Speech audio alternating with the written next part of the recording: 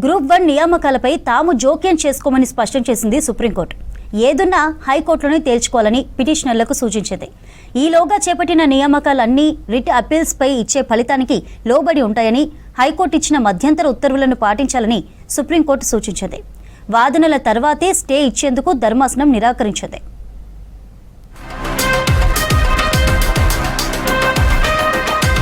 Group 1 నియామకాల వ్యవహారంపై రాష్ట్ర హైకోర్టు మధ్యంతర తీర్పుపై జోక్యానికి సుప్రీంకోర్టు నిరాకరించింది. ఈ అంశంపై హైకోర్టులో విచారణ జరుగుతున్న సమయంలో తాము విచారణ చేపట్టలేమని తేల్చి చెప్పింది. దీనిపై హైకోర్టులోనే తేల్చుకోవాలని పిటిషనర్లకు సూచించింది.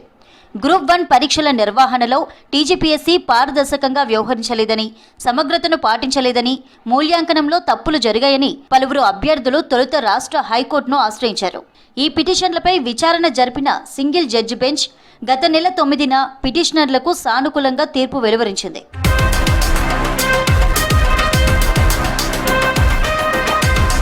జనరల్ ర్యాంకింగ్ లిస్ట్ మార్కుల జాబితాను రద్దు చేసింది high court single bench.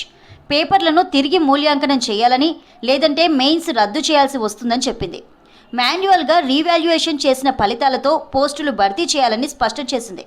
Single bench తీర్పును సవాల్ చేస్తూ టీజీపీఎస్సీ దాఖలు చేసిన పిటిషన్పై విచారణ జరిపిన high court division bench single bench ఇచ్చిన తీర్పుపై స్టే విధిస్తూ సెప్టెంబర్ 24న తీర్పిచ్చింది.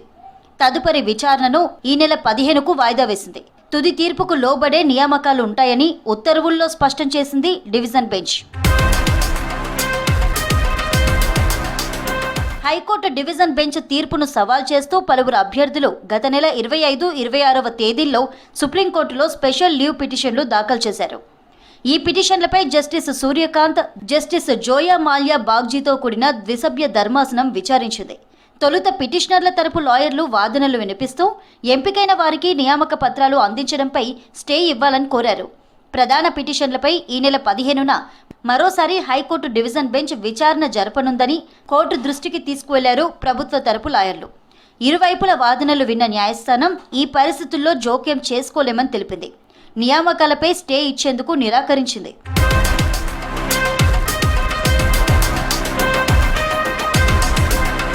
హైకోర్టు డివిజన్ బెంచ్ ఇచ్చే తుది ఉత్తర్వులకు అనుగుణంగా నియామకాలు ఉండాలని ఉత్తర్వుల్లో స్పష్టం చేసింది సుప్రీంకోర్టు. ఈ పిటిషన్లపై విచారణ ముగిస్తున్నట్లు తెలిపింది.